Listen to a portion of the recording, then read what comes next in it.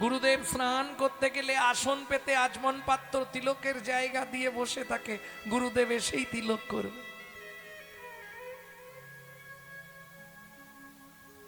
গুরুদেব কোথাও থেকে ফিরলেই ছুটে গিয়ে চরণটা ধৌত করে মুছে দেয়। রামচন্দ্র কবিরাজ বলতে শ্রীজীব গোস্বামী, আহা, শ্রীনিবাস আচার্য ঠাকুর সর্বদাই পাগল। কই রে রামচন্দ্র? এই যে গুরুদেব, কি করছিস তুই? আমি একটু কাজ করছি। কি কাজ করছিস? ভগবানের মালা গাঁথছি। ও আচ্ছা আচ্ছা, ঠিক আছে। কেন গুরুদেব? একটু দরকার ছিল। ঠিক আছে, তুই ভগবানের মালা গাঁথছিস, থাক। না না, ও মালা গাঁথা পড়ে রইল। আগে গুরু সেবা, পরে গোবিন্দ সেবা। কি বলিস তুই? হ্যাঁ শোন, আগে গোবিন্দ সেবা পরে গুরু সেবা। না গুরুদেব, আগে গুরু সেবা পরে গোবিন্দ সেবা। বলে কেন? বলে এটা আপনাকে বোঝাতে হবে, যদি গুরু না আসতো আমি গোবিন্দকে চিনতাম কোথা থেকে। আরে 5 বছর হয়ে গেল বিয়ে করে বউ রেখে এসছিস, একবার যা। আমি কেন যাব? আমি যাবটা কেন? যেদিন এলাম সেদিনেই বললাম, গুরুদেব আজ থেকে আমার দেহ মন প্রাণ জীবন যৌবন আপনার চরণে দিলাম। আপনি 5 বছরের মধ্যে একদিনও আমাকে বলেননি যেতে। আপনি যদি এখন বলেন যা, আমি যাব। যা, আমি তোকে বলছি যা যা রামচন্দ্র। তবে মনে রাখিস, এক রাতের জন্য যা। ঠিক আছে গুরুদেব, শুধু রাতের জন্য যাব, তাই তো? ঠিক আছে। সন্ধ্যা পর্যন্ত সব কাজ বাট সেরে সন্ধ্যার সময় গুরুদেবের সব রাতের ব্যবস্থা করে রামচন্দ্র কবিরাজ চলল স্ত্রীর কাছে। কই গো, শুনছ? কে? আমায় চিনতে পারছো না? আচ্ছা তুমি কি বলো তো, বাসর রাতে তুমি আমায় বললে আমি একটু বাইরে যাব, সেদিন বলে গেছলে আমি 5 বছর পরে ফিরব।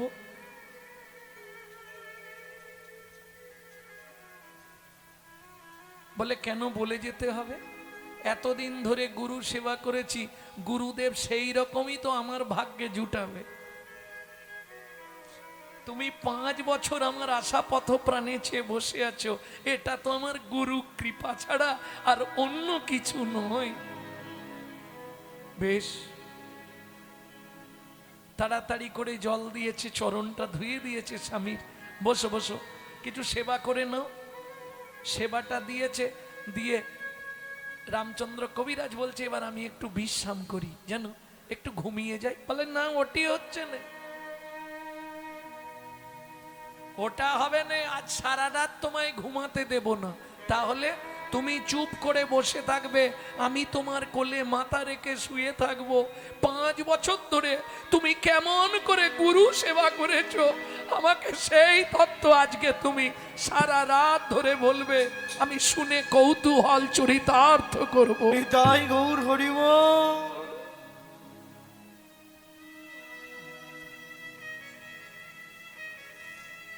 রামচন্দ্র কবিরাজ বলছে, তোমার মতো স্ত্রী যেন কলিজীবের প্রত্যেকের ভাগ্যে একটা করে হয়।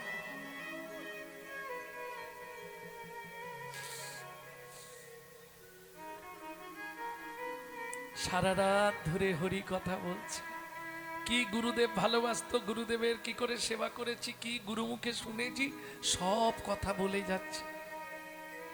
বলতে বলতে হঠাৎ কোকিল ডেকে গেছে। যেই কোকিল ডেকেছে, স্ত্রীকে বলছে মাথা নাবাও তাড়াতাড়ি। কেন? আরে সকাল হয়ে যাবে তো। তার মানে তুমি চলে যাবে? হ্যাঁ। গুরুদেব বলেছে 1 রাত, বলেনি 1 রাত 1 দিন, শুধু 1 রাত বলেছে। কোকিল ডাকছে মানেই একটু পরেই সকাল হয়ে যাবে।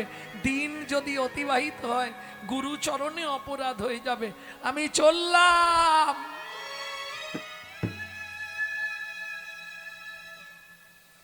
এদিকে স্ত্রী মালাবতী বসে বসে ভাবছে, এক রাতে এলো কিন্তু যা দিয়ে গেল আরো 5 বছর কেটে যাবে। এক রাতে আমাকে যা দিয়ে গেল আরো 5 বছর আমার চলবে। এদিকে ফিরে এলো, ওই স্ত্রী তো কোলে মাথা রেখে শুয়েছিল, কাপড় চুপুরে একটু আধটু সিঁদুর লেগে গেছে।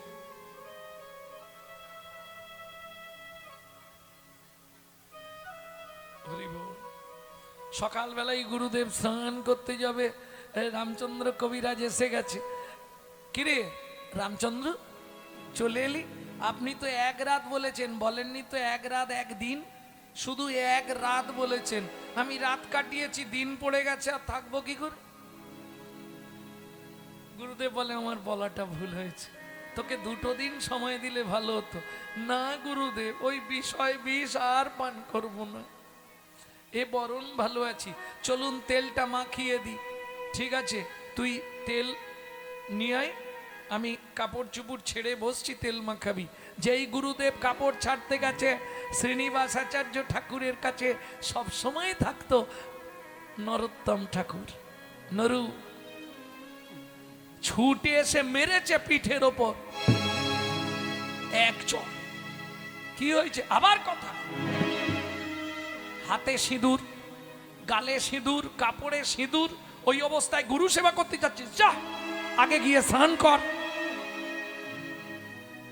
চলে যা, স্নান কর আগে, তারপর গুরুদেবের গায়ে হাত দিবি। অপবিত্র দেহ নিয়ে গুরু সেবা হয় না। সারা রাত্রি স্ত্রীর কাছে ছিলি, তোর মনে নেই? নরোত্তম তো জানে না যে স্ত্রীর কাছে থাকলেও তারা অমৃতের সন্ধানে ছিল।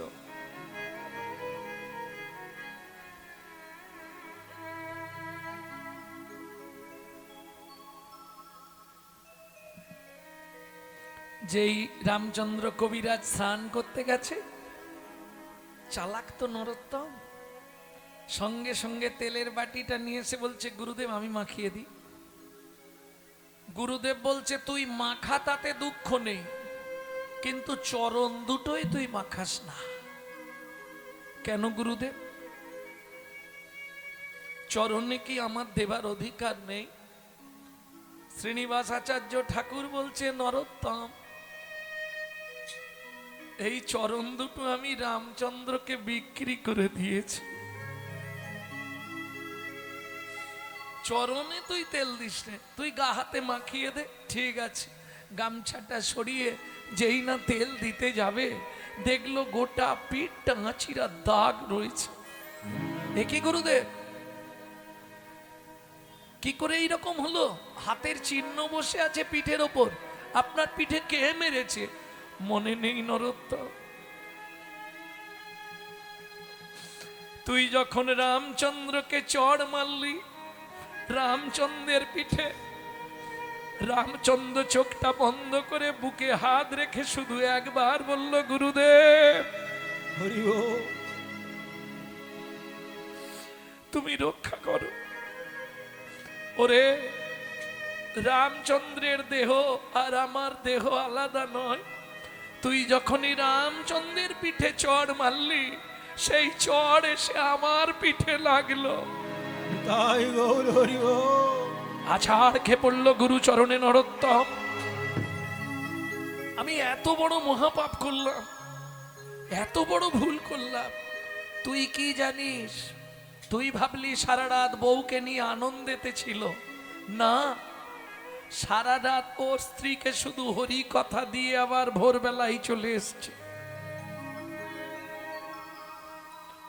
নরোত্তম চরণটা ধরে অপরাধ ক্ষমা চেয়ে বললেন, গুরুদেব আপনি জানলেন কি করে? আপনি কি করে বুঝলেন যে ও সারা রাত ওর স্ত্রীকে হরি কথা বলছিল? শ্রীনিবাস আচার্য ঠাকুর বললেন, নরোত্তম আমাদের কলেবর দুটো ভিন্ন, কিন্তু আত্মা হলো একটা। আমি আর রামচন্দ্র আলাদা নয় রে, আমি আর রামচন্দ্র আলাদা নই রে। এক আত্মা গুরু শিষ্য আমি রামচন্দ্র। আলাদা নই রে। এক আত্মা গুরু শিষ্য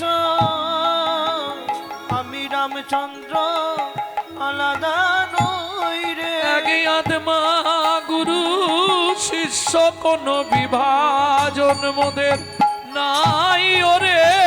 এক আত্মা গুরু হরি হরি শিষ্য বল। বিভাজন বলে কিছুই নাই রে। এক আত্মা দুই শিষ্য বিভাজন নাই রে। নিশ্চয়ই জানেন পরবর্তীতে নরোত্তম দাস ঠাকুর এই অপরাধের জন্যে তিনি নিজের হাতকে আগুনে পুড়ি ফেলেছিলেন। যে বড় অন্যায় করেছি জীবনে, গুরুচরণে আঘাত, এ তো জীবনেও আমার কৃষ্ণ ভক্তি লাভ হবে না, হাত পুড়িয়ে ফেললেন। এ আবার কেমন দেখুন, যেই আগুনে হাত দিয়েছে হাতটা পুড়ে যাচ্ছে, দাউ দাউ করে হাতটা জ্বলে যাচ্ছে, জলও দিচ্ছে না, নিবাচ্ছে না। সেখানে ওই শ্রীনিবাস আচার্য ঠাকুর পাঠ করতে করতে বলছে, আরে জল দে, জল দে, ওটা তোর হাত নয়, ওটা আমার হাত। ও হাত আমি তোকে তৈরি করে দিয়েছি শুধুমাত্র গোবিন্দ সেবার জন্য। তাই গৌর হরিব। তাহলে গুরু কৃপা কি বস্তু, এটা একমাত্র রামচন্দ্র কবিরাজ আর নরোত্তম দাস ঠাকুর মহাশয়কে দেখলে বোঝা যায়। কে? ভূগর্ভ লোকনাথ গোস্বামী পায়খানা করে রাখতেন, মাথায় করে নিয়ে গিয়ে ফেলতেন। এমনি কৃপা হয়? নরোত্তম কে প্রত্যেকদিন আমার এই মলমূত্র পরিষ্কার করে? আমাকে লুকিয়ে দেখতে হবে। লুকিয়ে দেখলো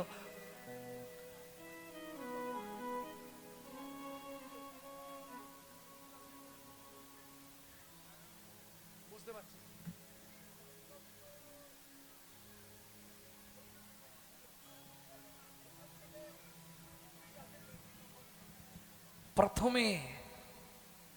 প্রথমে যখন খেতুরি ছেড়ে চলে গেল, প্রথমেই তো শ্রীনিবাস আচার্য প্রভুর কাছে গেছিল কৃপা পাবার জন্যে। শ্রীনিবাস আচার্য প্রভু বললেন, আমি কৃপা করতে পারবো না, তুই লোকনাথ গোস্বামীর কাছে চলে যা। তাড়িয়ে দিল না? আবার লোকনাথ গোস্বামী যখন কৃপা করে দিল, তখন বললে, তুই একবার শ্রীনিবাস আচার্যের কাছে যা। কেন? যতক্ষণ তার কৃপা না হবে আমি তোকে কৃপা করতে পারবো না। এর কৃপা পেয়ে আবার ওখানে গিয়ে কৃপা পেল। মানে অন্য কিছু নয়, এটাই বোঝানো, কাউকেই তুমি হীন মনে করো না। বৈষ্ণব আচার্যগণ প্রত্যেকেই প্রত্যেকের মতো, তারা কেউ হীন নয়। এ পাঠাচ্ছে ওর কাছে, ওর পাঠাচ্ছে এর কাছে। যেমন আপনাকে একটা সামান্য কথা বলি, শিব চোখ, রামচন্দ্র চোখ বন্ধ করে বসেছে, হুনু এসে বলছে, আচ্ছা প্রভু, ত্রিভুবন তোমার ধ্যান করে, তুমি কার ধ্যান করো আমাকে বলো তো। রামচন্দ্র বললে, আমি দেবাদিদেব মহেশ্বরের ধ্যান করি, শিবের ধ্যান করি। হুনু বলে, ঠিক আছে আমি আসছি। সোজা শিবের কাছে, তাকে শিব ধ্যান করছে। শিবকে গিয়ে বলছে, আচ্ছা প্রভু তুমি কার ধ্যান করো? শিব বলে, আমি শ্রী রামচন্দ্রের ধ্যান করি। এই হুনু পড়ে গেল বিপাকে। এ বলে ওর ধ্যান করি, ও বলে এর ধ্যান করি। তাহলে কে কার ধ্যান করি এটা বুঝবো কি করে?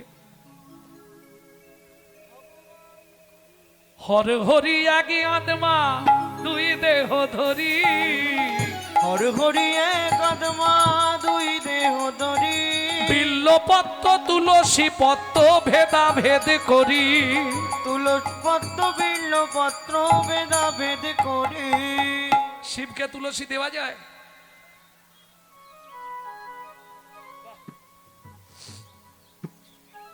শাস্ত্র পড়তে হয়। আমরা সেজে বসে আছি, শাস্ত্রের সও বুঝি নে, এর জন্য শাস্ত্র পড়তে হবে। কীর্তন শুনলে শাস্ত্র জানা যায় না, ভালো করে স্বাস্থ্যকে মন্থন করে দেখতে হবে। তুলসী হেমতুল্লানি রদনা তুল্লানি মঞ্জুরি হরে বাকে সবে দাদ্দা পুনর্জন্ম নবিদ্যতে। পুনর্জন্ম ন বিদ্যতে। কোথায় লেখা আছে? বিষ্ণু পুরাণ। বুঝে নেওয়া গেল কি লিখছে? বিষ্ণু পুরাণে উল্লেখ আছে, এটা ভালো করে শুনে নিন। যে যখন দেখবেন আপনার মনের মলিনতা কিছুতেই কমছে না, সংসারে অশান্তি যাচ্ছে না, কিছুতেই কিছু করতে পারছি না, দুটো তুলসী পাতা নেবেন, 2 ফোঁটা চোখের জল লাগাবেন, বাড়িতে যদি শিবলিঙ্গ থাকে তার মাথায় দিয়ে দেবেন। ঝগড়া হয় আমার সঙ্গে হবে, এই শিবলিঙ্গকে তুলসী দেওয়া যায় নাকি? আপনি কি বলছেন? বিষ্ণু পুরাণ নিয়ে আসুন, আমি খুলে দেখিয়ে দিচ্ছি। বিষ্ণু পুরাণে উল্লেখ আছে তুলসী হেম তুল্লানি, তুলসী সোনার চেয়েও মূল্যবান, রদনা তুল্লানি মঞ্জুরি, ওই যে তুলসীর মঞ্জুরি হয় ওটা রত্নের থেকেও মূল্যবান, হরে বা কেশবে দদ্দাত। হরে মানে কে? শিব। কেশব মানে নারায়ণ বা বিষ্ণু। দদ্দাত মানে দিলে। পুনর্জন্ম নবিদ্যতে, আপনাকে আর জন্মাতে হবে না, হয় শিবলোক নালে বৈকুণ্ঠ ধাম। প্রেম সে বললো চৈতন্য মহাপ্রভু কি জয়। জয় রাধে। শুনতে না পেলে বলতে পারবো। ভক্তমণ্ডলী, ভক্তিমতী মায়েরা, তাহলে ওই ফলবালি কি ভাগ্য করেছিল? স্বয়ং ভগবান তার কাছে হাত পেতে ফল ভিক্ষা চাইছে। ভগবান তো সহজে কারো কাছে চায় না। চলুন রাধা বিনোদ গোস্বামীর ভাগবত থেকে বলবো, 22 খণ্ড পড়েছেন? রাধা বিনোদ গোস্বামীর ভাগবত পড়বেন একবার, পৃথিবীর অমৃত মনে হয় সব ওতেই আছে। 22টা খণ্ড, বেশি নয়। এখন শুরু করলে লাইভ হয়ে যাবে, আরো আগে শুরু করলে ভালো। যদি চৈতন্য চরিতামৃত পড়তে হয় তাহলে রাধা গোবিন্দনাথের চৈতন্য চরিতামৃত পড়বেন 6 খণ্ড, যিনি ঢাকা ইউনিভার্সিটির প্রফেসর ছিলেন। আর ভাগবত যদি পড়তে হয় রাধা বিনোদ গোস্বামী, 22 খণ্ড।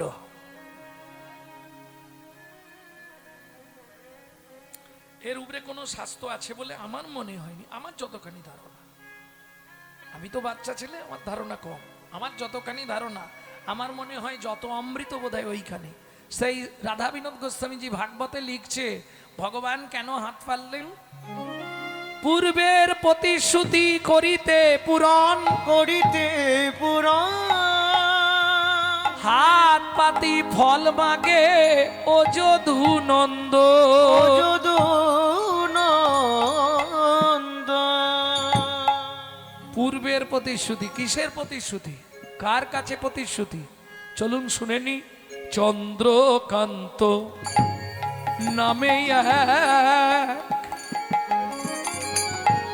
ধার্মিক রাজন, চন্দ্রকান্ত নামে ধার্মিক রাজন, চন্দ বংশের রাজা প্রজার জীবন। চন্দ্রবংশের রাজা ওজার জীবন। বলি মা, স্বামী স্ত্রী যদি এক পথের পথিক না হয় সে সংসারে শান্তি থাকবে?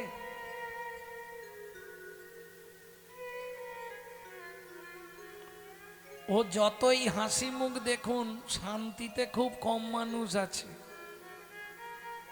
এ হরিবাসরে এসেছে, মুখটা বাঁকি রেখে লাভ নেই, শুধু হাসি, ঘরে গেলেই শুধু কান্না, চিন্তা শেষ নেই। কি ছাড় কারো নেই, সাজলেও ছাড় নেই আর না সাজলেও ছাড় নেই। মনে বাসনা থাকিতে কি হবে বলো না, জপিলে তুলসী মালা। মালা কামনা থাকিতে তিলক সেবিলে মিলে কিছু কোন কালা। বাসনা থাকিতে তিলক সেবিলে মিলে কিছুক্ষণ কালা, কালা। মনে কামনা থাকিতে মালা পড়িলে মিলে কিছুক্ষণ কালা। কালা কালা যোগের নিধি মিলিত যদি পড়িলে কৌপিন ঝোলা। ত্যাগে সোনার কাছে হইয়া সন্ন্যাসী শ্মশানে যেত না বলা। শ্মশানে যেত না ভোলা। কোথায় পাবেন? এখন আপনাদের এদিকটা বলতে পারবো না, আমি আমার কথা বলছি। এ তো সেজে আছি বৈষ্ণব। ত্রিভুবন খুললে একটা খুঁজে পাবেন কিনা সন্দেহ আছে, যদি হরিভক্তি বিলাস পড়ে ফেলেন। কনক কামিনী প্রতিষ্ঠা বাঘিনী ছাড়িয়াছে যারে, সেই তো বৈষ্ণব। যে অনাসক্ত সেই শুদ্ধ ভক্ত, সংসার তার কাছে পায় পরাভব। খুঁজে পাবেন? ভক্তমণ্ডলী, ভক্তিমতী মায়েরা, তাহলে আমরা সেজে আছি কেন? সাজতে সাজতে যদি গোবিন্দ সাজা দিয়ে দেয়, হরি বল। যদি সাজা হয়ে যায় ওটাই ভালো। রাজা চন্দ্রকান্ত ভগবান প্রচুর দিয়েছে, রাখার জায়গা নেই। দেখবেন কাউকে মন দেয় ধন দেয় না, কাউকে ধন দেয় মন দেয় না, আবার কাউকে দেখবেন ধন আর মন দুটো একসঙ্গে দেয়। যেমন এই যে এই বাড়ির যিনি মালিক, বেশ কয়েক বছর ধরে একভাবে কীর্তন চলছে, তাই তো? এবং এত সাধু বৈষ্ণবের সেবা, এটা বিরাট ব্যাপার। শুধু তাই নয়, তার থেকেও বড় ভাগ্যবান গোবর্ধনধারী জিউ এসছে। এটা কিন্তু আমি যত বছর কীর্তন জগতে প্রথম জীবন থেকে, এরা আমাকে খুব ছোটবেলা থেকে চেনে, আমাদের বঙ্কিমবাবু টাবু, হ্যাঁ, খুব ছোটবেলা থেকে আমাকে দেখছে। তা যাই হোক, এই যে গোবর্ধন জিউ এসেছে বাড়িতে, আমি এসেই জিজ্ঞেস করছিলাম, বাবা আপনি কীর্তনটা কেন করাচ্ছেন? কি দরকারি কীর্তন করি? বলছে কীর্তনটা করানোর জন্য নয়, কীর্তনটা আমার বাবা মার জন্য। বাবা মা ইচ্ছা করতো, আমার মা বারবার অসুস্থ হতো, ভাগবত পাঠ করালে, ভাগবত শুনলেই আমার মা সুস্থ হয়ে যেত। ভাবুন দেখিনি, মায়ের যখনই শরীর খারাপ করতো, ভাগবত পাঠ করাতাম বাড়িতে, মা ভাগবত শুনলে, একদিন ভাগবত শুনলে 1 বছর ভালো থাকতো। যদিও এটা ভাগবতের মহিমা, বুঝে বা না বুঝে কেহ, শুনিতে শুনিতে সেহ তার হয় চৈতন্য উদয়। তারপরেও কীর্তন প্রতি বছর এত ভক্তের সেবা, শুধু তাই নয়, এই যে আপনাদের এই গোবর্ধনধারী, এ তো পেতে গেলে মনে হয় 2-3 বছর আগে বুক করে দিতে হয়, পাওয়া খুব মুশকিল। আমি জানি তো, আপনারা ভাগ্যবান। কারণ এই গোবর্ধনধারী সম্বন্ধে আমি যতটুকু জানি, বলবো একটু বলি, না বললে ওনার কাছে আবার আমি তো এ লাগবে, উনি বলবে তুমি জেনেও বললে না কেন, গেলেও ছাড় পাবো না, মারধর করবে। তাহলে একটু বলি, আমি যতদূর জানি, ত্রেতা যুগে ভগবান রামচন্দ্রের সেবিত বিগ্রহ এই গোবর্ধনধারী। কোথায় পেয়েছিলেন রামচন্দ্র জানেন? সেটা কি জানেন? চিত্রকূট পর্বতে। কেন? সীতা, রাম আর সীতা চিত্রকূট পর্বতে বসে আছে। এখন সীতা বলছে, প্রভু আগত দাপর যুগে তুমি কেমন রূপে যাবে, সেইটা যদি আমাকে একবার দর্শন করাতে। ঠিক আছে, আমি একে তোমায় দেখাচ্ছি, দেখো। এইবার ভগবান এঁকেছে কৃষ্ণমূর্তিটা, একে ভগবান চলে এসছে, ফল পাড়তে গেছে দুপুরের সেবার জন্যে। সেই সময় সীতা মা ওই মূর্তিটাকে প্রণাম করে আর বলছে, আচ্ছা তুমি তো আমার প্রভু, তুমি এই রূপে যাবে, তোমার এই রূপটা, এখনের যে রূপটা প্রভুর, তার থেকেও কোটি গুণ সুন্দর লাগছে তোমাকে, জানো সত্যি তোমাকে সুন্দর লাগছে। হাতে বাঁশি, মুখে হাসি, চোখের সব সময় তাকিয়ে আছো কেন? একবার চোখের পলকটা ফেলো। এই বলে যে এই বুকে হাতটা ঠেকিয়েছে, অমনি পাথরের মূরতি পলক পড়িল। পাথরের মূর্তির পলক পড়িল, পাথরের মূর্তি পলক পড়িল। পাথরের মূর্তি পলক পড়িল। সীতা দেবীর পরশেতে পাথরের মূর্তি প্রাণ পাইল। সীতা দেবীর পরশেতে পাথরের মূর্তি প্রাণ প্রাণ পাইল। সেদিন সীতা দেবীর পরশ পেয়ে ওগো সেই গোবর্ধন ধারী হলো। হরি হরি হরি। পরশ পেয়ে ধারণ হলো। দেবীর পরশ পেয়ে মাঝে বহু ঘটনা, সেসব বলতে গেলে আর কীর্তন শোনা হবে। ভক্তমণ্ডলী, ভক্তিমতী মায়েরা, রাজা চন্দ্রকান্ত, স্ত্রীর নাম কি বললাম?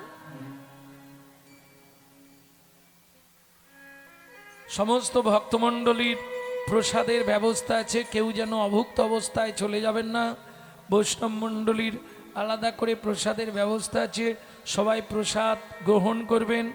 কর্তৃপক্ষের কাছ থেকে এটাই আমার বলা, আপনাদের চরণে কর্তৃপক্ষের তরফ থেকে গললগ্নকৃতবাসে হাত জোড় করে বৈষ্ণব মণ্ডলীর চরণে নিবেদন রইল।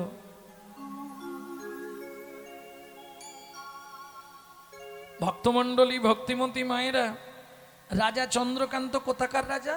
চন্দ্রবংশের রাজা।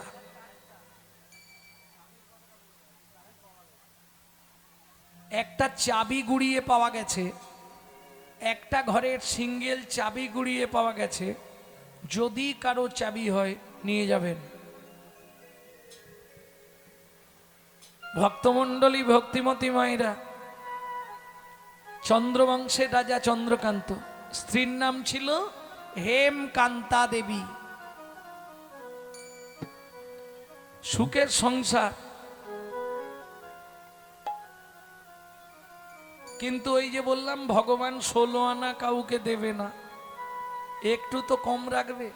কোটি কোটি ঐশ্বর্যের মালিক, কিন্তু একটাও সন্তান নেই। কে ভোগ করবে? এত ঐশ্বর্য, এত কিছু কে ভোগ করবে? সন্তান সন্ততি নেই। তবে চিন্তা করবেন না, যাদের ছেলে নেই মেয়ে আছে, কারো মেয়ে নেই ছেলে আছে, বিশেষ করে যাদের মেয়ে আছে তারা একটু চিন্তা করে আমি মরে গেলে কে আগুন দেবে, কে পিণ্ডি দেবে। গরুর পুরাণ উল্লেখ আছে, মেয়ে আপনার মুখগ্নি করে পিণ্ডি দিতে পারবে। শুনে নিন যারা চিন্তা করেন, গরুর পুরাণ পরিষ্কার উল্লেখ আছে, আপনার মেয়ে আপনার মুখগ্নি করে পিণ্ড দান করতে পারবে। পাড়ার লোকেরা বলবে ও পরগত্যে চলে গেছে, আপনি উত্তর দেবেন পরগত্যে গেলে ও রক্তটা চেঞ্জ হয়নি, একই রক্ত আছে। হ্যাঁ, জোরে বলুন। ও সমাজ মানবে না, তার জন্য গ্রন্থ আছে। ওসব আগেকার দিনে ছিল গোঁড়ামি, এর জন্য গ্রন্থ আছে। তো সমাজ নিয়ে তো আমার কথা নয়, আমি তো গ্রন্থ প্রমাণ দেব। এবার তুমি যদি বলো আমি গ্রন্থ মানিনি, আমি যেটা বলবো সেটাই ঠিক, সেটাও তো আমি মানবনি। তাহলে তোমার নিজের বাবা যেটা, ওটাও অরিজিনাল কিনা আমাকে ভাবতে হবে। কি তুমি তো দেখোনি, মা বলে দিয়েছে এটা তোর বাবা, তুমি মেনে নিয়েছো।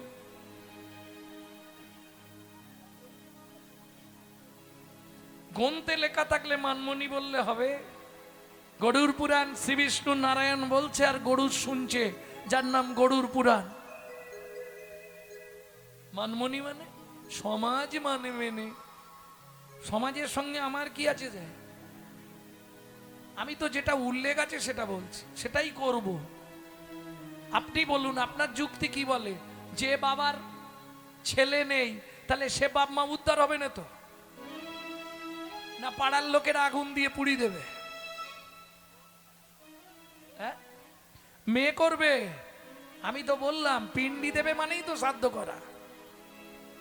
মেয়ে আগুন দেবে, মেয়ে পিণ্ড দেবে, মেয়ে শ্রাদ্ধ করবে। যদি না হয় আমাকে ফোন করবেন, আমি ছবি তুলে পাঠিয়ে দেবো বইয়ের, একদম পৃষ্ঠার ছবি তুলে পাঠাও। স্বাস্থ্য আপনাকে মানতে হবে না। ও আগেকার দিনে এসব গোড়ামি ছিল, কিচ্ছু পড়তো নি। যেমন দেখবেন এখনো অনেক ব্রাহ্মণরা বলে বেড়ায় সাধুবাদের একা একা একাদশী করতে নেই, বলে না? কি গো, কি বল? এটা কি যুক্তি?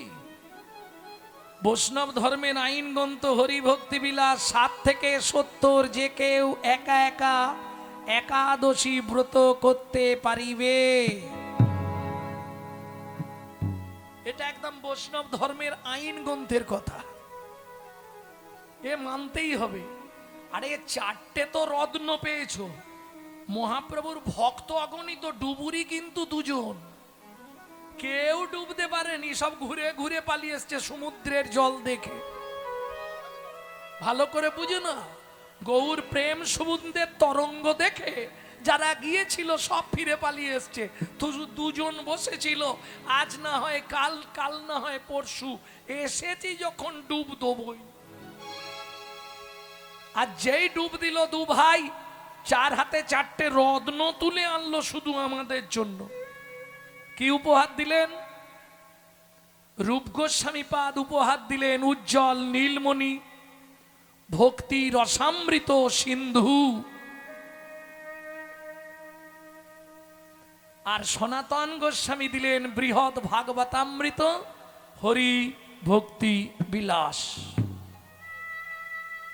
এই হরি ভক্তি বিলাস বৈষ্ণব সমাজ যে প্রাধান্য পেল আইন গ্রন্থ হিসাবে। ভক্তমণ্ডলী, ভক্তিমতী মায়েরা, রাজা রানীকে ডেকে বলছে, হেমকান্তা এত ঐশ্বর্য আমাদের কি হবে বলো? ভগবান তো সন্তান সন্ততি দিল না, চলো আগামী মাঘী পূর্ণিমা তিথিতে আমি নর্মদা নদীর তীরে করব দানব্রত যজ্ঞ। পৃথিবীর সর্বশ্রেষ্ঠ দান কি?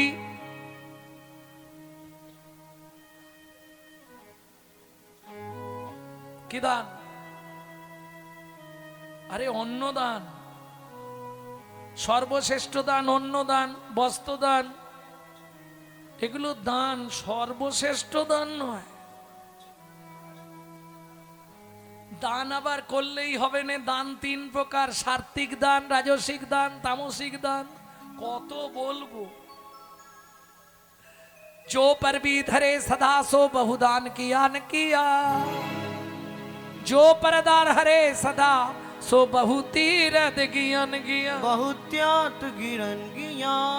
जो मुँह में परचा कली सो महू में हरि नाम लिया लिया। लिया नो लिया, मालूम है कि नहीं है यही है যে সকাল থেকে সন্ধে শুধু পরের মেরে খাবার ধান্দা, নিজে আত্মসাৎ করার চেষ্টা, তার দান করেই কি আর না করেই কি। নিতাই গৌর হরি বল। এই গালাগালি দিও নি জানো, যে সর্বদা পরের দ্বারে রত, তার তীর্থযাত্রা করেই কি আর না করেই কি। जो महू में परचा कली, যে মুখে সকাল থেকে সন্ধে পর্যন্ত পরের চর্চা, পরের হিংসা, পরের নিন্দা করি, সেই মুখে হরি নাম করেই কি আর না করেই কি।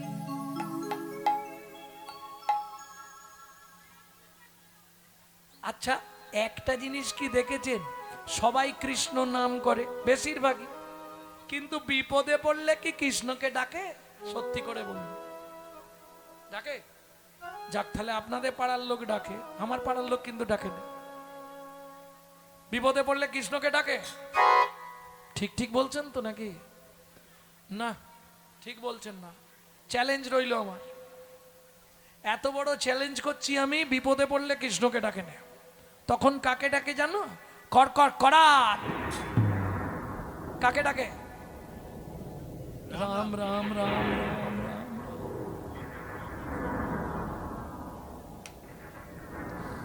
কি হলো জবার মা? কি হলো এবার? বিপদে পড়লে কৃষ্ণকে ডাকে? হ্যাঁ। আর যেই কর কর করাত গ্রুম, রাম রাম রাম রাম রাম। সত্যি না মিথ্যে? তখন আর কৃষ্ণ নাম করছে, তখন এবার রামকে ডাকছে কেন? ব্যাপারটা কি জানেন? এই মেঘে মেঘে ঘর্ষণ হলে বিদ্যুৎ চমকায়, তার আওয়াজ হয়। এই মেঘনাথকে কে বধ করেছিল? লক্ষণ। শক্তিকার রামচন্দ্রের। এই একটা কারণ যার জন্য বজ্রাঘাত পড়লেই রাম রাম করে। আর একটা কারণ হচ্ছে দুবার যদি বলো রাম রাম 108 জপের কাম। সার্ভিস ফ্রি, একদম ডেলিভারি ফ্রি। দুবার রাম রাম করলে তোমার 108 জপের কাম হয়ে গেল। কি করে হবে? প্রমাণ আছে, বাল্মীকির জিস্ট পড়বেন। এই দেখেন, পৃথিবীতে দুটো বর্ণ, স্বরবর্ণ আর ব্যঞ্জন বর্ণ, তাই তো বলি। রয়ে আকার ম রাম।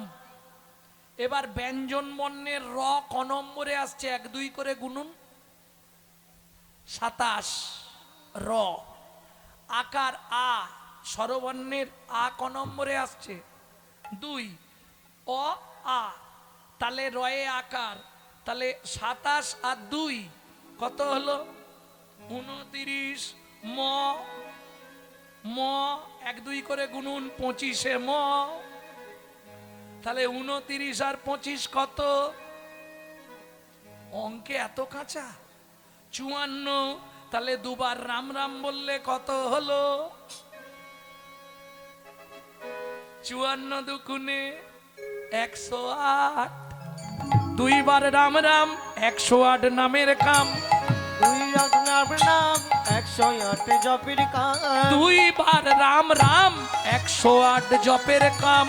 2 বার রাম নাম 108 জপের কাম। লিখে গেল বাল্মীকি মুনিতে, লিখে গেল বাল্মীকি মুনিতে। যদি কেউ না করতে পারে শুধু দুবার করলেই হয়ে যাবে রাম রাম। এই জন্য দেখবেন ও এসে গেছে রাম রাম। প্রেম সে বলো ভগবান রামচন্দ্র কি জয়। ভক্তমণ্ডলী, ভক্তিমতী মায়েরা, তাহলে চলুন এগিয়ে যাই। মন্ত্রী ঢাঁটরা দিয়ে দাও। আগামী মাঘী পূর্ণিমা তিথিতে নর্মদা নদীর তীরে আমি করব দানব্রত যজ্ঞ। এই যজ্ঞে যে যা চাইবে, কি বল, দান করব। হ্যাঁ, কি হবে এত সম্পত্তি, সব বিলি দেবো, দরকার নেই। ঢাঁটরা দিয়ে দাও। আগামী মাঘী পূর্ণিমা তিথিতে রাজা চন্দ্রকান্ত নর্মদা নদীর তীরে করবে দানব্রত যজ্ঞ। এই যজ্ঞে যে যা চাইবে তাকে তাই দেওয়া হবে। ঢাঁটরা যেই পড়েছে, যে মোটামুটি মধ্যবিত্ত ছিল সেও সেদিন গরিব সেজেছে। কেন? হ্যাঁ, কিছু তো পাওয়া যাবে। না না, সে তো দিতে চাইছে, কেউ দিলে না নেওয়াটা তো কোন, বরঞ্চ নিয়ে ভগবানের সেবায় লাগিয়ে দাও। প্রেম সে বলো নিতাই গৌর হরি বল। হরি বল। তুমি যত খুশি নাও, দুঃখ নেই, কিন্তু অর্থটা যেন খারাপ পথে খরচা করো না। গোবিন্দ সেবায় লাগাও, সাধু সেবা করাও, তাহলেই কৃপা হয়ে যাবে। কি ভক্তমণ্ডলী, ভক্তিমতী মায়েরা, মাঘী পূর্ণিমার দিন রাজা চন্দ্রকান্ত তার হেমকান্তা স্ত্রীকে নিয়ে এলেন নর্মদা নদীর তীরে। সকাল থেকে জল পর্যন্ত খায়নি, দানব্রত যজ্ঞ শুরু হয়ে গেল। মন্ত্রী সব এনেছো তো? বেশ, বলো রামলাল তুমি কি চাও? মহারাজ আমাকে 1 বস্তা সোনা দিলে আমি খুশি হই। ঠিক আছে মন্ত্রী, ওকে 1 বস্তা ভর্তি করে সোনা দাও। তুমি কি নেবে? বাবাজি বাবাজি বলছে মহারাজ আমাকে একটা গোবিন্দের মন্দির করে দিতে হবে। ঠিক আছে, মন্ত্রী ওকে 3 বস্তা মোহর দিয়ে দাও।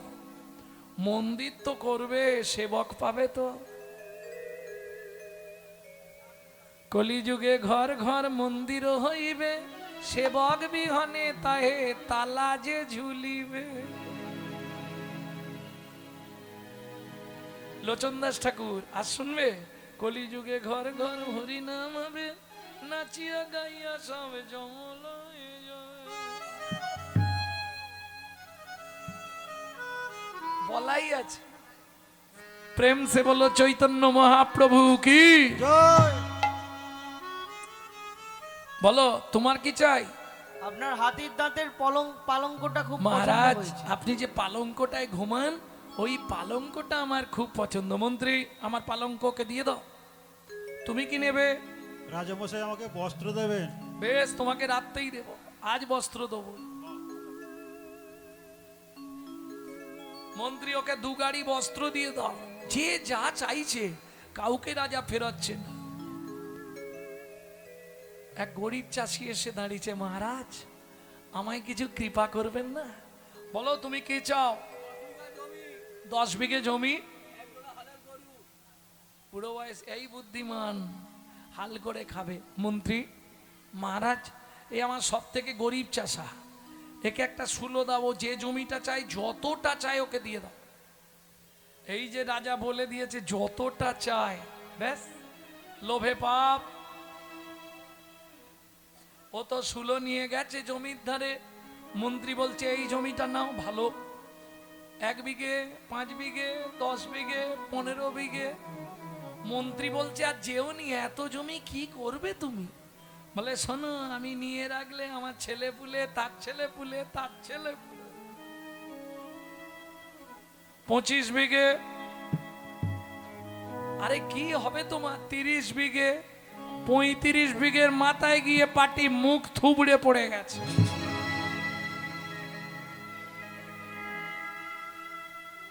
মন্ত্রী ডাকছে, ও ভাই ওঠো, সুলোটা পুঁতো। হায় হায় হায়, কে সুলো পুঁতবে? সে আর এপার বাংলায় নেই, হরিবোল হয়ে গেছে। মন্ত্রী ফিরে এলো। রাজা চন্দ্রকান্ত জিজ্ঞেস করলেন, মন্ত্রী জায়গা দিয়েছো? বলে মহারাজ ইচ্ছা ছিল 35 বিঘে, পেল মাত্র 3.5 হাত। পরের জায়গা পরের জমি, ঘর বানাইয়া আমি রই, আমি তো এই জমির মালিক নই। ও দয়াল রে, আমি তো এই জমির মালিক ও নই। বিধি রে, আমি তো এই জমির মালিক নই। পরের জায়গা পরের জমি, ঘর বানাইয়া আমি রই, আমি তো এই জমির মালিক ও নই। দয়াল রে, আমি তো এই জমির মালিক নই। প্রথম যেদিন ভবে এলাম, তুমি দিলে নতুন ঘর।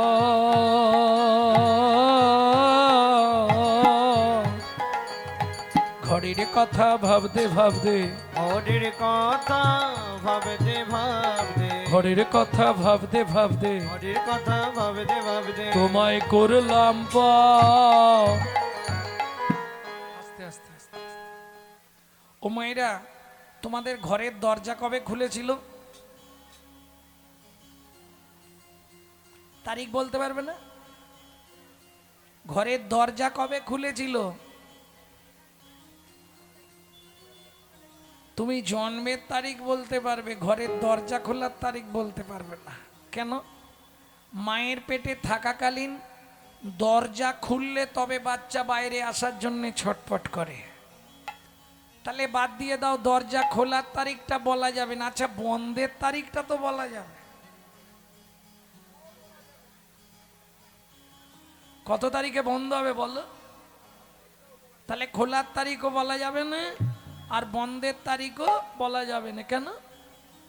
আমার ঘরের চাবি তোমার হাতে, ঘরের চাবি তোমার কাছে, দয়াল ঘরের চাবি তোমার হাতে, ঘরের চাবি তোমার হাতে। সে ভাবো না ভাবলাম কই, আমি তো এই জমির মালিক নই ও দয়াল রে, আমি তো এই জমির মালিক ও নই, বিধি রে, আমি তো এই জমির মালিক নই।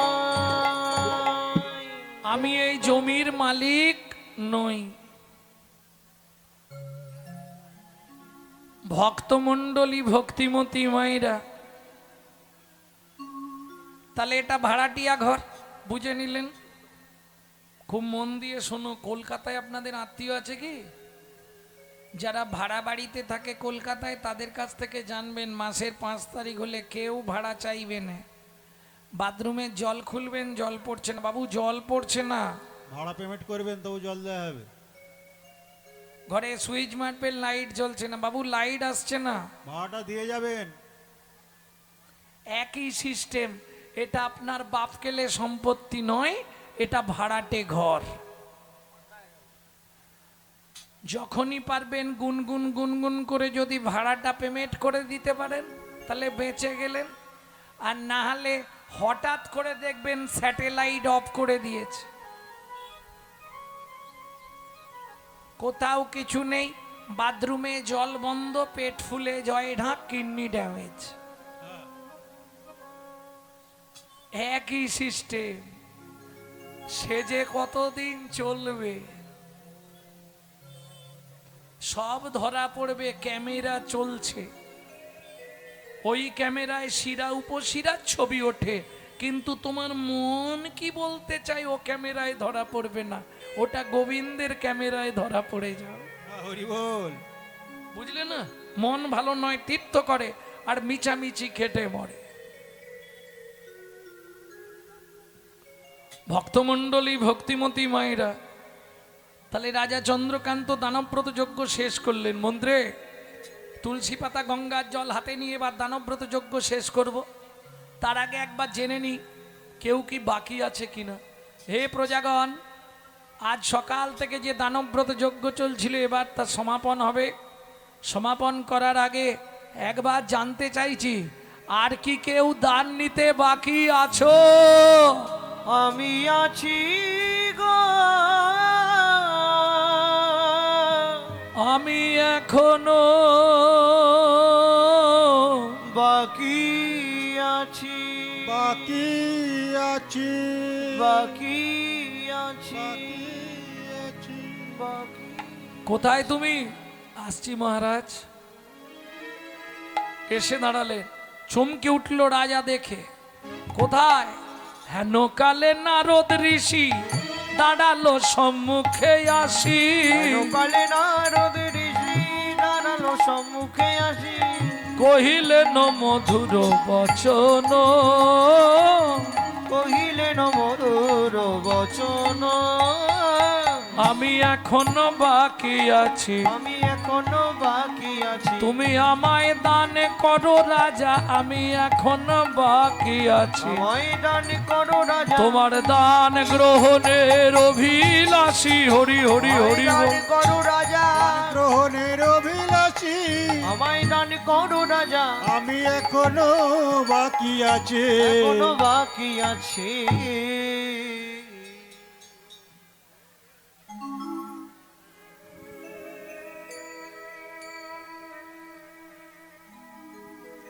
মহারাজ, আমি দান নিতে বাকি আছি।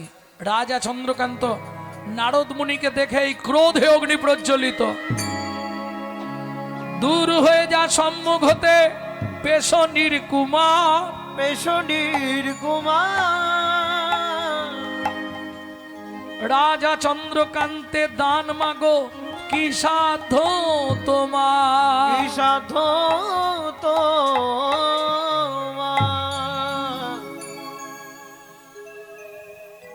মন্ত্রে একে ঘাড় ধাক্কা দিয়ে বার করে দাও। কি হলো? 80 মণ দুধে 1 ফোঁটা গোচনা পড়ে গেল। বৈষ্ণবেতে হয় যদি ক্ষুদ্র অপরাধ, ক্ষুদ্র ক্ষুদ্র অপরাধ, মহা মহা ভজনে ভজনে পড়ি যায় বা। পড়ি যায়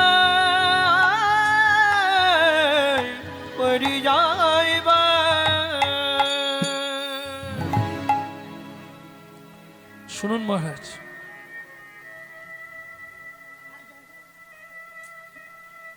কীর্তন কি বন্ধ করে দেবো? আর তো 10 মিনিট গাইবো আমি, হয়ে গেছে আমার টাইম। তারপরে তোমরা যত খুশি সারা দিন বসে বসে গল্প করে নাও। ও আমার সব বোঝা হয়ে গেছে, আমার বুঝতে বাকি নেই।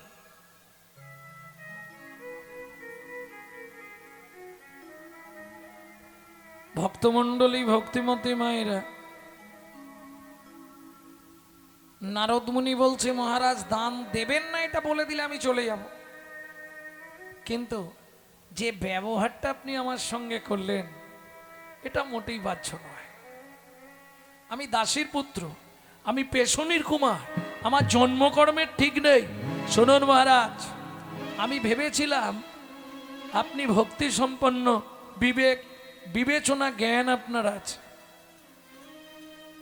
কিন্তু যে মহাপাপ আপনি করলেন এর জন্য আগত জন্মে আপনাকে নিষাদ কুলে চণ্ডালের ঘরে জন্ম নিতে হবে।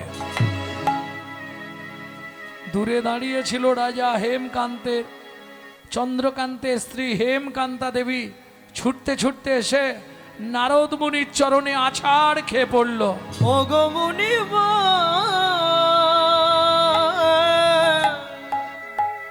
এ কি অভিশাপ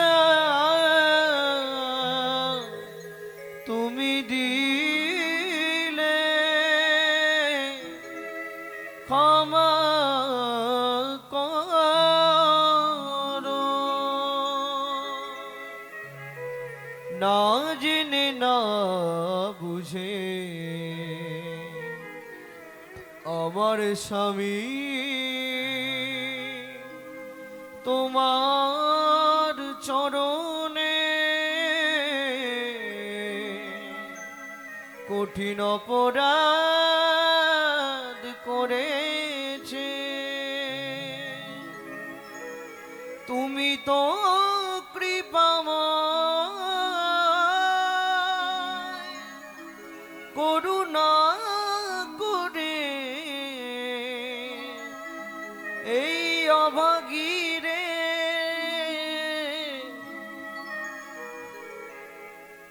কৃপা কর। ওঠো মা, চরণ ছেড়ে ওঠো, আমার চরণ ছেড়ে ওঠো মা। মুনিবর, নিষাদ কুলে চণ্ডালের ঘরে জন্ম নেব তাতে কোনো দুঃখ নেই মুনিবর, জীবনে একটাই দুঃখ, এ জীবনে তো একটাও সন্তান পেলাম না। যে কুলে জন্মগ্রহণ করি একটা আশীর্বাদ আপনি আমাকে করুন। বেশ বলো মা, কি পেলে তুমি খুশি হবে বলো? কাঁদতে কাঁদতে হেমকান্তা দেবী বললেন মুনিবর, শুধু একটি সন্তান পাই যেন মুনি, সে তো হরি ভক্ত হয়। একটি সন্তান পাই যেন মুনি, সে তো হরি ভক্ত হয়। তুমি এই কৃপা কর মুনি, তুমি এই কৃপা করবনে, ত্রিভুবনে করবে জয়। একটি সন্তান সন্তান পাই জনমনে, জন হরি ভক্ত একটি সন্তান নিতাই গৌর হরিব। সে তো হরি ভক্ত তথাস্তু মা, ভগবান তোমার ইচ্ছা পূর্ণ করবে। এত বলি নারদ মুনি করিল গমন, করিল গমন। ওগো রাজা রানী হইল দোহার, একতে মরণ। একত্রে মরণ। তাহলে সত্য যুগে চন্দ্রকান্ত হেমকান্তা, তেতা যুগে তারাই আবার জন্ম নিল কোথায়? সিংহমপুর।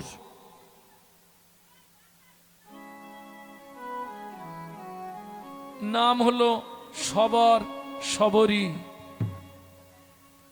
একটা সন্তান জন্মালো, নাম রাখলেন গুহক। এক সময় রামচন্দ্র ওই 14 বৎসর বনে গিয়েছিল, জানেন তো, কইকেয়ীর পরামর্শ শুনে। না, এটাও মিথ্যে কথা। গভীর রাত্রিতে রাম গেল কইকেয়ীর ঘরে। ছোট মা, কিরে? আমি রাম। এত রাতে? কালকে বাবা আমাকে রাজ্যের দায়িত্ব দেবে, রাজ্য অভিষেক হবে, তুমি আমার একটা উপকার করবে ছোট মা? কি রে? তুমি বলবে রাম রাজা হবে না, আমার ছেলে ভরত রাজা হবে। না, আর রামকে 14 বৎসরের জন্য বনে দিতে হবে। না বাবা, এটা আমি পারবো না। এটা যদি আমি বলি, সারা পৃথিবীর নরনারীরা আমার প্রতি আঙুল তুলবে, বিশেষ করে নারীরা বলবে আমি নারী জগতের কলঙ্কিনী। এটা আমি পারবো না। শোনো না ছোট মা, তুমি যদি আমার এই উপকারটা করে দাও, আমি তোমাকে একটা ভালো গিফট দেব, পুরস্কার দেব। শুনি। ওরাম, কি দিবি? শোনো মা, তুমি যদি এইটা করো তাহলে আমি তোমায় উপহার দেব। কি? আগত দাপর যুগে আমি তোমার গর্ভে জন্ম নেব। তোমার গর্ভে জন্ম নেব। তোমার গর্ভে জন্ম নেব। তোমার গর্ভে জন্ম নেব। রাধে, প্রেসার কমে যাচ্ছে, মাইকের প্রেসার কমছে।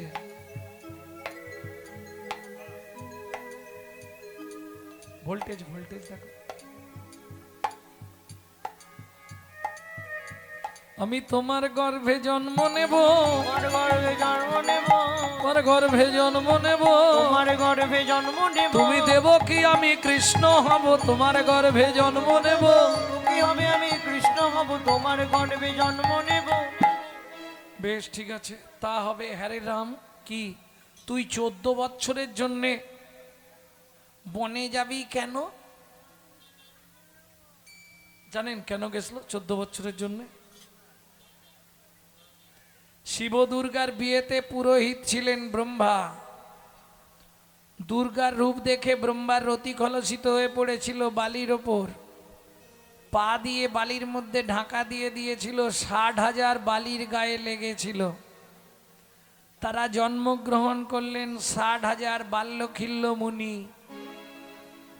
তাদেরকে কথা দিয়েছিলেন, রামচন্দ্র অবতারে তোমাদের মনের ইচ্ছা পূর্ণ করব।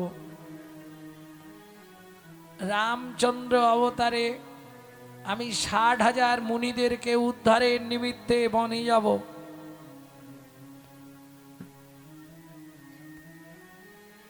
কইকেই বললে, হ্যাঁ রে রাম, তোর কথা মনে থাকবে?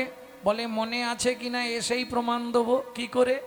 আমি ফিরে এসেই বন থেকে তোমার কোলে এই প্রথমে বসবো, তাতেই তুমি বুঝে নেবে আমার মনে আছে কিনা। বুঝা গেল? 14 বছর পর রামচন্দ্র ফিরে এসে সবার প্রথম গিয়ে কইকেয়ীর কোলেই বসেছিলে, কৌশল্যার কোলে বসেননি। বসেই বলছে, মনে আছে তো? তাহলে হ্যাঁ, মনে আছে। সেই রাম যখন ওই পঞ্চবটী বনে প্রবেশ করলেন, লক্ষণ সীতাকে রেখে রামচন্দ্র চললেন 60,000 বাল্যখিল্য মুনির খোঁজে। গভীর জঙ্গল, জঙ্গলের মধ্যে এই দুপুর বেলা রবির তাপ, গলা শুকনো হয়ে যাচ্ছে, পথ ভুলে গিয়ে পথ আটকে গেছে, কোনো দিক দিয়ে বেরোতে পারছে না জঙ্গলে। চিৎকার করে কেঁদে উঠল, রামচন্দ্র, এখানে কেউ আছো? আমায় একটু জল দেবে, প্রচন্ড পিপাসা লেগেছে। ঠিক সেই সময় শবরী মায়ের ছোট্ট ছেলে গুহক মাথায় করে কাঠের বোঝা নিয়ে আসছিল জঙ্গল থেকে। কাঠের বোঝাটা নাবিয়ে ছুটে গেল। ও লোকটা, কি হয়েছে তোমার? একটু জল দাও না, গলা শুকিয়ে গেছে, কথা বলতে পারছি না। শোনো, এখানে কোথাও জল নেই। ভগবান রামচন্দ্র বলে, তাহলে আমি মরে যাব। আচ্ছা দাঁড়াও, দেখছি। ছোট্ট ছেলের বুদ্ধি, একটা কচু পাতা ছিঁড়েছে, চোখের নিচে ধরেছে, আর তর্জনী আঙুল দিয়ে চোখের মধ্যে ঘষা দিয়ে জল বার করছে। রামচরণ সুখ দায়। ভজ মন রাম চরণ সুখ দাই। जाको चरणन में पाषाण उतारो, जाको चरण में पाशमय धरो। माधव तरणी शरणकारी, रामचरण सुखदाई। भज मन राम चरण सुख दाय। এই যে লোকটা, এ নাও জল নাও, জল এনেছি, এই নাও। রামচন্দ্র জলটা ধরে, হ্যাঁ রে খোকা এটা কি জল খাওয়ালি? তোমার ভাগ্য ভালো এখানে কোথাও জল নেই, আমি চোখ থেকে জল বার করে তোমায় দিলাম। যেই বলেছে চোখ থেকে জল বার করে দিলাম, রামচন্দ্র ছুটে গিয়ে গুহককে বুকের মধ্যে জড়িয়ে ধরলো। আর যেই বুকের মধ্যে জড়িয়ে ধরলো, গুহক চিৎকার করে উঠলো, ঠাকুর! কি রে, সর্বনাশ হয়ে গেল। কি, তোমার তো জাত মরে গেল, আমি তো চণ্ডাল মেলেচ্ছ জাতি গুহক। তোমার নাম, আমার নাম রামচন্দ্র, তাহলে তুমি তো ঠাকুর মানুষ, তুমি আমায় ছুঁয়ে ফেললে, তোমার তো জাত মরে গেল গুহক। কে বলেছে তোকে? শাস্ত্র কি বলে জানিস? কি বলে ঠাকুর? চণ্ডাল হবি মুনি শ্রেষ্ঠ, হরি ভক্তি পরায়ণা। চণ্ডাল চণ্ডাল নয় যদি কৃষ্ণ বলে, যদি কৃষ্ণ বলে। ব্রাহ্মণ চণ্ডাল হয় যদি অসৎ পথে চলে। যদি অসৎ পথে চলে। কিছু বুঝলে?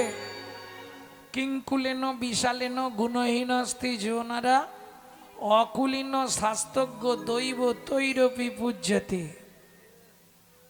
বুঝলে কিছু? বিশাল বংশে জন্মগ্রহণ করে সে পুত্র যদি গুণহীন হয়, সন্ধ্যের পরেই তৈরি। কিন্তু বিশাল বংশের ছেলে, কিংকুলেন বিশালেন গুণহীন স্তি জোনরা, অকুলীন মুচির ছেলে শাস্তজ্ঞ, দৈব তৈরপি পূজ্যতে, দেবতারাও তার চরণ পূজা করে। গুহক, আজ থেকে তুই আমার বন্ধু হবি। ঠিক, তুমি কত বড় লোক, আমি এইটুকুনি ছেলে, বন্ধুত্ব হয় বলো?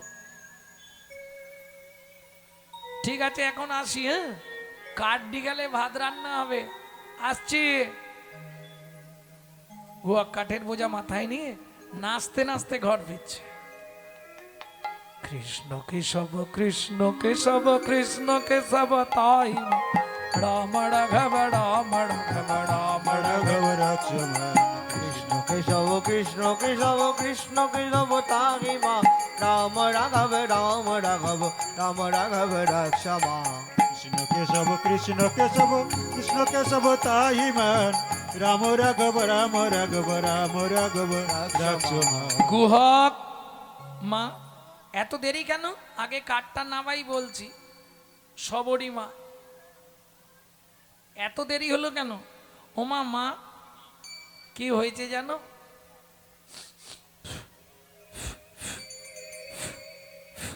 হ্যাঁ রে গুহক, কিসের গন্ধ রে? ওমা বলছি, কাঠের বোঝাটাকে নামাই। একটা লোক না জলের জন্য কাঁদছিল, তাকে চোখ থেকে জল বার করে খাইয়ে দিলাম। আর যেই খাইয়ে দিলাম, লোকটা আমাকে জড়িয়ে ধরলো, যেন মা সেই লোকটার গায়ে না এই রকম গন্ধ। সবরী মায়ের মাথাটি গেল ঘুরে। কেন? গুহক, মৃগনাভি কস্তুরীর গন্ধ, এ তো ভগবানের অঙ্গ ছাড়া কারো অঙ্গে হয় না। তাই গুহকের হাত দুটো ধরে সবরী মা কাঁদে আর বলে, ও গুহগ রে তুই কাকে জল খাওয়ালি হরি বল কাকে জল খাওয়ালি সত্যি করে বল না ও বা কাকে জল খাওয়ালি ওরে সত্যি করে বল না গুহগ কাকে জল খাওয়ালি গুহগ বলে মা গো আমি তাকে চিনি না। আচ্ছা বাবা তোকে নাম বলেনি? নাম বলেছিল ঠিক মনে নেই নামটা যে কি বলেছিল, কি একটা চন্দ্র। সবরই মা বলছে হ্যাঁ রে গুহক বলেনে তো আমচন্দ্র। না না মা আম নয় মনে পড়েছে, বলেছিল রামচন্দ্র। সবরী মায়ের মাথাটি গেল খারাপ হয়ে। কেন? সবরী মা মতঙ্গ মুনির শিষ্য, তাদের আরাধ্য ভগবান হলেন শ্রীরামচন্দ্র। গুহক কি মা, আমি মা হয়ে তোর হাত ধরে বলছি বাবা একবার তোর বন্ধুকে আমাদের বাড়ি আনবি? তুমি বললে আমি পারবো, তবে দু একটা মিথ্যে কথা বলতে হবে। তুমি যদি বলো, ডাকছি, তুমি যদি বলো তাহলে আমি বলবো। শোন বাবা যদি মিথ্যে বলিস কান ধরে বলবি। হ্যাঁ কেন মা? তুমি তো বলেছ মিথ্যা বললে পাপ হয়, কান ধরে বললে কি পাপ হবে না? সবরই মা বলছে গুহগ রে কানে তো গুরুদেব থাকে, মিথ্যে বললেও গুরুদেবের কাছে ক্ষমা চেয়ে নিবি। ঠিক আছে তাই হবে। পরের দিন গুহগ খেলতে গেছে, একে একে বনের সবাইকে বাড়ি পাঠিয়ে দিয়েছে। গুহগ একা বসে আছে, সন্ধ্যা নেমে আসছে। গুহগ মনে মনে ভাবছে এবার একটা গান গাই, গান গাইলেই বন্ধু এই রাস্তা দিয়ে যাবে, দাঁড়িয়ে যাবে। গানটা আপনাদের শোনাবো, যদিও গানটা গাইতেন আমার দাদুর দাদুর দাদু শশীভূষণ চক্রবর্তী। তারপরে গাইতেন দাদুর দাদু রাম চক্রবর্তী। তারপরে গাইতেন দাদুর বাবা মাধব চক্রবর্তী। তারপরে গাইতেন দাদু যতীন্দ্রনাথ চক্রবর্তী। তারপরে গাইতেন বাবা কালীপদ চক্রবর্তী। এখন গাইছি আমি গৌরাঙ্গ চক্রবর্তী। পরবর্তী জেনারেশন তৈরি হচ্ছে, আমারই একমাত্র সম্পদ গৌরব কৃষ্ণ চক্রবর্তী। নিতাই গৌর হরি বল। গুহা কিরে গানটা তাহলে শোনাই আপনাদের নাকি? দু লাইন অন্তত শোনাই, কারণ এই গানটির সঙ্গে আমার জীবনের একটা ঘটনা জড়িয়ে আছে। তো কিছু অপ্রচলিত গান যেগুলো আমাদের বংশগত গান, বাইরে পাবেন না, এই গানগুলো কিন্তু আমি শিখেছি আমার মায়ের কাছ থেকে। লিভার ক্যান্সার পেশেন্ট ছিল, 22 বছর শুধু নামের দ্বারাই বেঁচেছিলেন। এই মায়ের কাছে আমার শেষ গান শেখা। গত বছর চলে গেলেন। তবে এ জগতে সত্যি মা চলে গেলে আর পৃথিবীতে থাকতে ইচ্ছা হয়।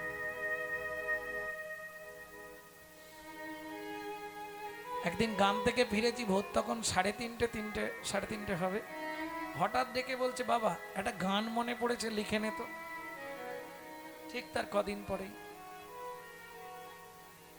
লুকিয়ে তোমায় রাখবো ঠাকুর আমার হিয়া মাঝি। লুকিয়ে তোমায় রাখবো ঠাকুর আমার হিয়ার মাঝে।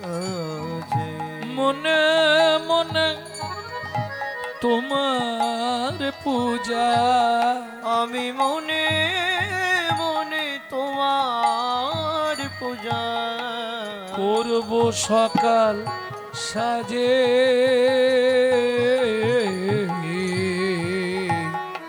আমার হিয়া মাঝে লুকিয়ে তোমায় রাখবো ঠাকুর আমার হিয়ার মাঝে।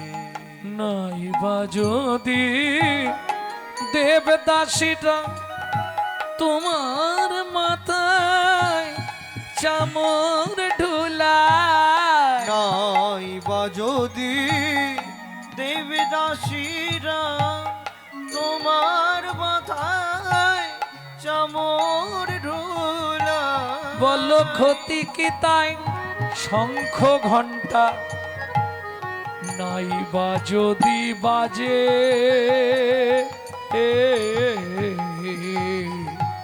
আমার হিয়ার মাঝে লুকিয়ে তোমায় রাখবো ঠাকুর আমার হিয়ার মাঝে। লুকিয়ে তোমায় রাখব ঠাকুর আমার হিয়ার মাঝে। ও গুহক, এখনো বসে আছিস? ও বন্ধু, এই দেখো না পায়ে লেগেছে, বাড়ি যেতে পারছি না। রামচন্দ্র বলে চল তোকে কাঁধে করে দিয়ে আসবো, দিয়ে এলে তো ভালোই হয়। ঠিক আছে, তাহলে তুই আমার কাঁধে ওঠ। কেন? আমারও ভালো হয়, কাঁধে করে দিয়ে আসবো। গুহক বলছে তাহলে তো ভালোই হয়। রামচন্দ্র বলছে আমারও ভালোই হয়। কেন? মনে মনে বলছে গুহক রে, সেদিন তুই আমাকে তোর চোখের জল খাইয়েছিস, আজকে যদি একবার তোকে আমি কাঁধে তুলতে পারি, কাঁধে তুলতে ও পারি, গুহক, আমি নয়ন জলে ধোয়াইয়ে দেব, নয়ন জলে ধোয়ায়ে দেব, তোর সেদিনের ঋণ শোধ করব, নয়ন জলে চরণ ধোবাইয়ে দেব। সেদিনের ঋণ শোধ করিব, আয় রে গুহকে কাঁদে আয় রে, সেদিনের ঋণ শোধ করিব, আইরে গুহা কাঁদে আইরে ওর সেদিনের ঋণ শোধ করিব, নয়ন জলে চরণ ধুয়ায়ে দেব।